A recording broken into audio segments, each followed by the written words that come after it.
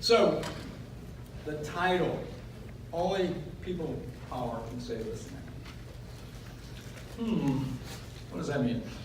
I'm going to cover a couple of main things. Right? I want to talk some about the bind that I think we're in today, and then secondly, what we should do about it. So my hope is that when I get done, you have some idea of what the title of this talk means. Now, there's a bit of a problem. This is not time. I haven't timed this. So I'm going to need some help. You're going to have to run 15, 10, 5, right? The time is running down.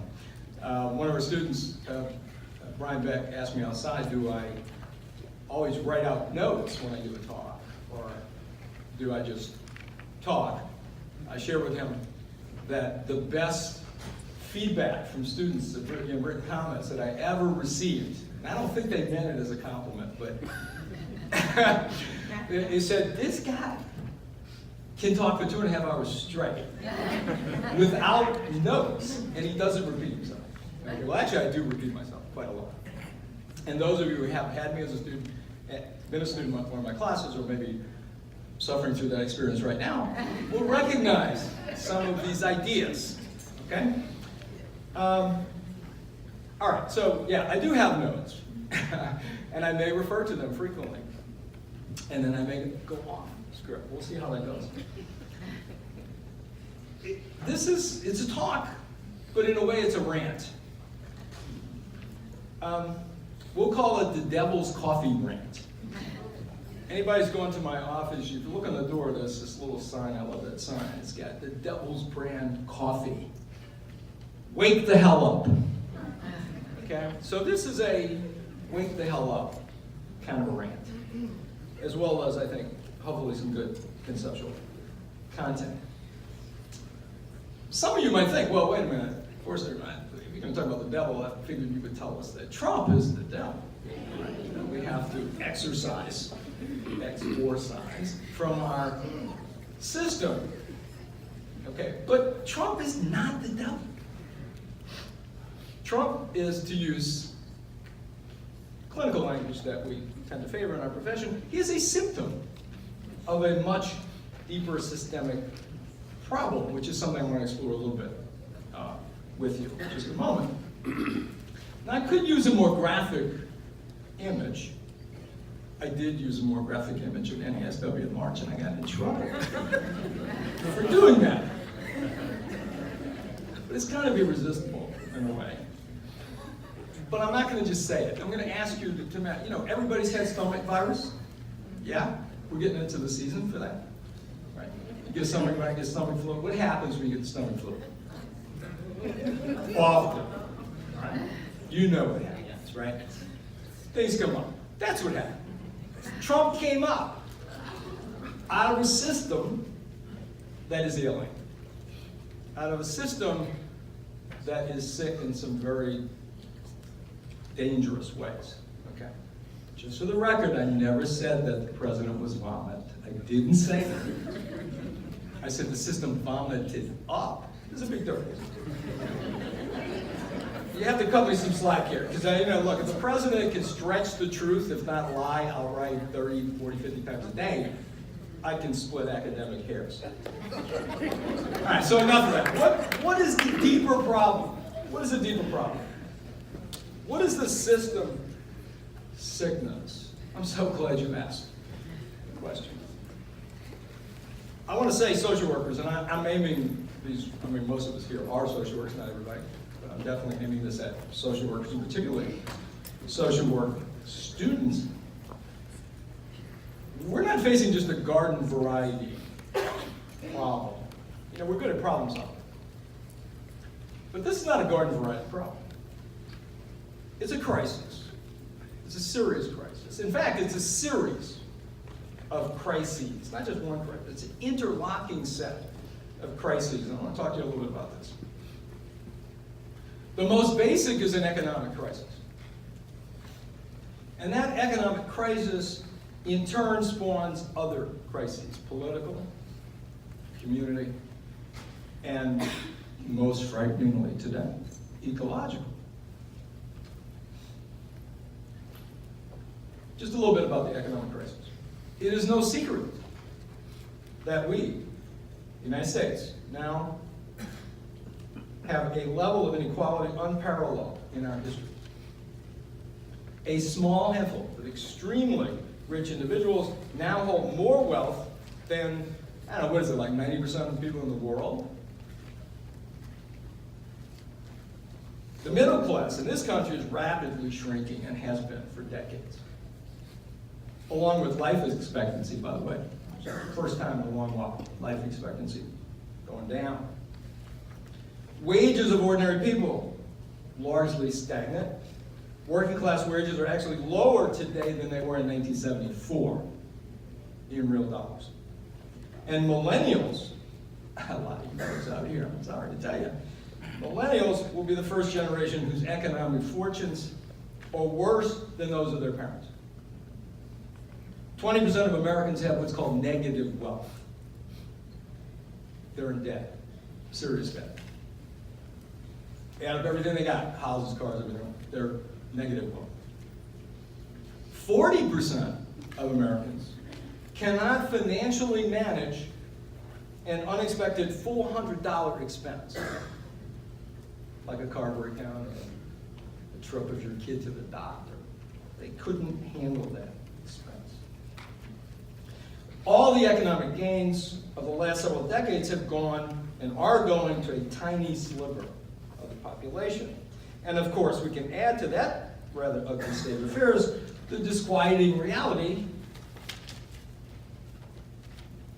that such disparities of class, because that's what we're talking about, class disparities, are amplified by disparities of race and gender.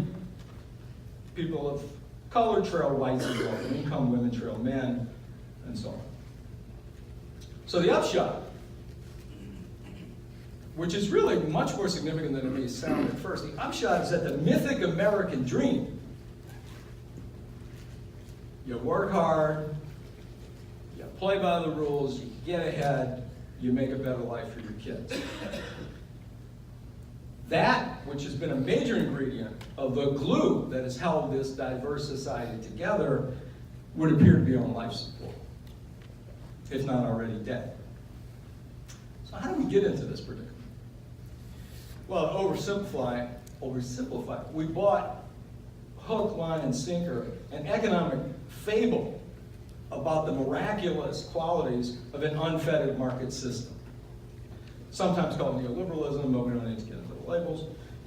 Essentially, it's the idea that if we let the markets run wild, if we kill all those pesky government rules trying to shape the system and protect the public interest, and if we further enter into a bunch of free market agreements with other countries that allows capital, and goods, and jobs to flow freely across borders, that magical free market will deliver for everyone. Yeah, sure, say the advocates, you can call it trickle down if you like, but a rising sea raises all ships, right? Everybody will prosper, everyone will thrive, everyone will get rich, maybe even social workers, public interest lawyers, all those other do-gooders, maybe they'll even make a few bucks. Well, that was the promise, but that market God, and Thomas Frank wrote a wonderful book called The Market as God, which I recommend. That market God failed to deliver on the promised miracles. In fact, failed miserably. In search of maximum profits, neoliberalism for sure globalized the movement of capital and production of goods and services, in the process deindustrializing large swaths of the United States, killing jobs and local Main Street businesses, thereby draining the life out of whole communities. In an orgy of starve the beast tax cutting, it simultaneously deprived state and local governments of the revenues needed to provide vital services, and then turned around and blamed the state governments for being the problem, not the solution, when they cut services. It also, and this is an important point indeed, we can't get into it today, it's another talk, say you want continuing education on those topics, but we'll get into some of these things. Neoliberalism worked steadily over decades to kill unions, the enemy of the right to work, eviscerate an independent media, silence critical voices in public universities, for the most part, capture both major political parties, and generally neuter every other source of countervailing power that had previously put a check on the concentration of economic power. But wait a minute, Forster. What about the currently robust economy? Those great unemployment numbers we keep hearing about, the best numbers in decades, says the president. Well, at best, those are very, very distorted picture that's being presented. Far too many people have dropped out of the labor force altogether. They don't get counted. Many more are working in low-wage jobs, often more than one, that don't pay a living wage and don't carry benefits. Moreover, unemployment rates, fully understood, are just one measure of an economy's performance. Hell, you want a foolproof full employment plan? Let's go back to slavery. Everybody's working. Everybody's got a job. No, the best measure of a successful economy is that it satisfies the basic needs of all the people in a sustainable way. And if you think of it that way, we clearly do not have a successful system. On the contrary, our system is generating other problems, right? So what are some of the other problems? First of all, the political problem. Noam Chomsky, one of our greatest living thinkers, put it succinctly: concentration of wealth leads to concentration of power, which in turn leads to still greater concentration of wealth in a sinister and profoundly anti-democratic dynamic. This ain't news, by the way. There was a fellow named Aristotle who nailed this in, 350 BC. So while we've been asleep, folks, we have experienced in this country a major right-wing revolution organized in the 1970s, maturing in the 80s and 90s, what some people have called a corporate coup d'etat in slow motion. A takeover of the system that has left us with what still looks like a democratic political system, but with all the substance sucked out of it. It's kind of like an Anne Rice vampire. Right? They look like humans, but they're really undead. They look most human when they've sucked the blood out of somebody for a little while. So it looks like it's working, but what's really happening is that the rich folks and the corporations with their legions of high-paid, politically connected lobbyists and a lot of legislators in their pocket, and the whole revolving door between government, public officials, and the private sector, they're calling the shots. Anything of consequence, they're calling the shots. We, the ordinary citizens, play our part by going out every now and again to vote on the limited options that we've been given. Now, I do want to insert, be real clear, vote for SB. Right? Got a big election coming up. Vote for SB. By 70, what are you doing?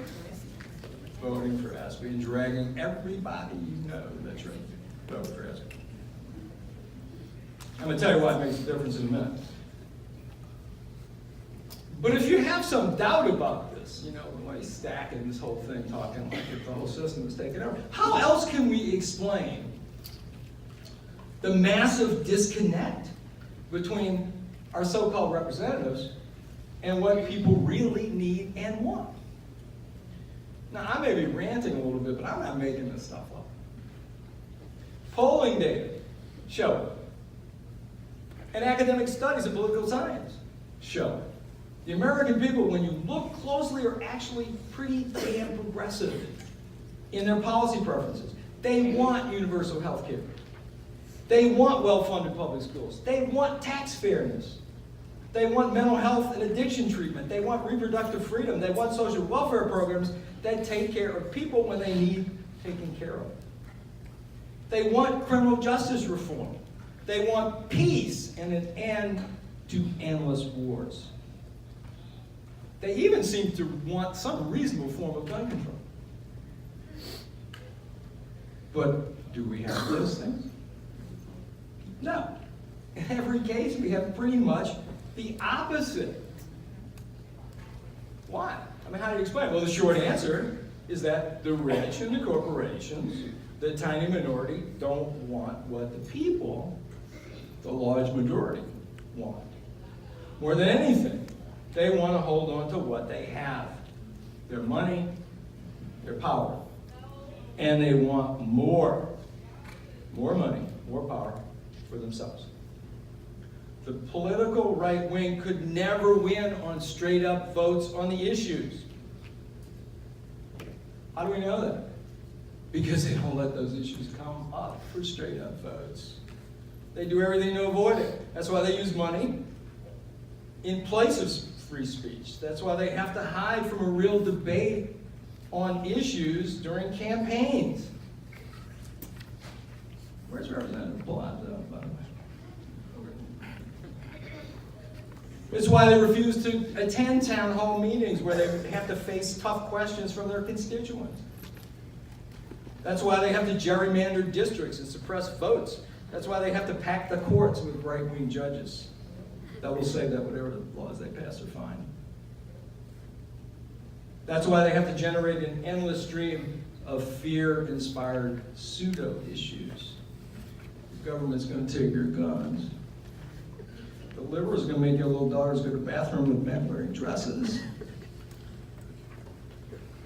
And then they overwhelm us with an endless stream of electronic hallucinations and distracting clickbait.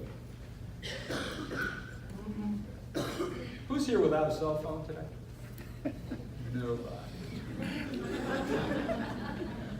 They're trying to eat our brains. Okay, so wait a minute. Here you go again, Forster. Hold on. We just had midterm elections. We got a blue majority in the House. And more seats are being added by the day, it seems like. Man, I know it keeps going up. Might be 40 majority. We are going to curb Trump and his right-wing agenda. We took a bunch of state houses. We got a batch of fresh faces brimming with progressive ideas elected. We're going to have more diversity in the next Congress and in governors' mansions than ever before in this country. People of color, gays and bisexuals, Native Americans, socialists even. So what about that, huh? You're going to turn it all around, right? Believe me, no one was happier than this boy. Tuesday night, watching returns come out, was burning candles to the Blessed Mother. My wife thought I was going to burn the damn house down. Put those candles out. By the way, this is a predominantly female audience. Thank you, women.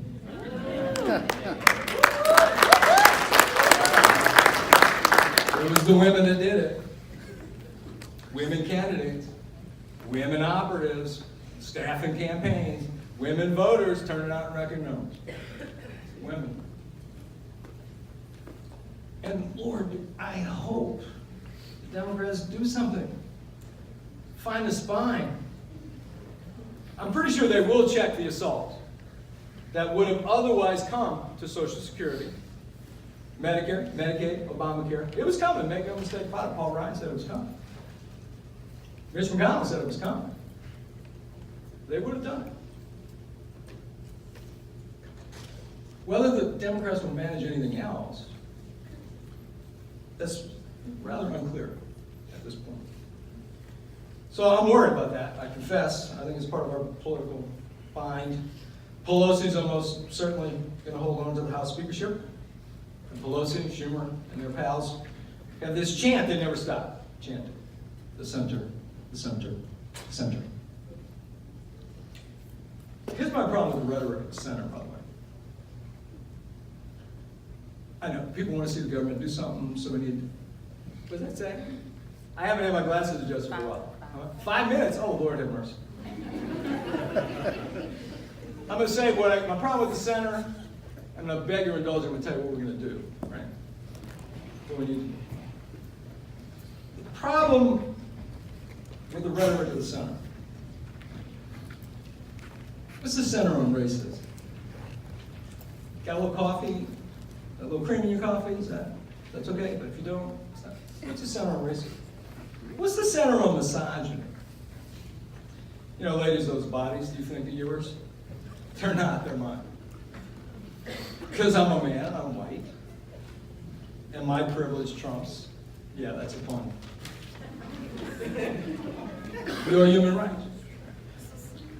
What's the center on xenophobia? What's the center on hate crimes, political violence? What's the center on war? What's the center on mass murder?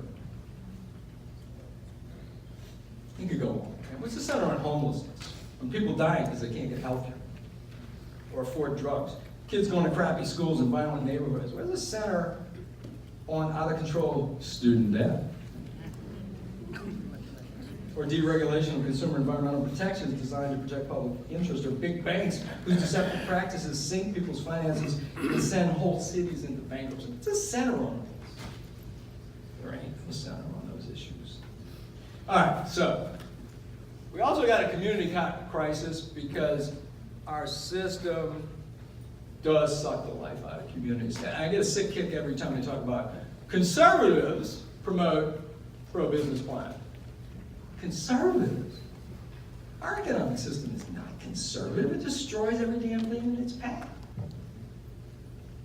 Drive around the country. Look at the Midwest, the Rust Belt. Devastated communities, what some people call sacrifice zones in this country. Emile Durkheim, great French sociologist, with in his book on suicide, nailed this. Condition of anomie. People need community. They need community bonds. They need relationships of reciprocity and mutuality and support for one another. If you don't have it, people go mad. And they do bad stuff. And it's happening with greater frequency. The ego crisis, love to get into it with you. Just read the UN Intergovernmental Report on Climate Change. Quite eloquent. Windows closing for us to prevent cataclysmic climate change, irreversible climate change. What's our leadership doing about it? Nothing. Going the other direction. Right. California's burning down. What did Jerry Brown say? Get used to it. That's what climate change does. Okay. So it's a very urgent kind of situation. So what do? Two things. We do play politics in a big way.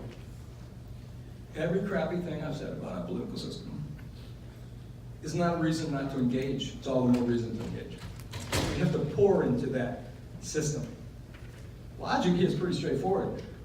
Politics determine who public officials are. Public officials make policy. We need transformative public policy to make the kind of change we need to address the real issues that we have.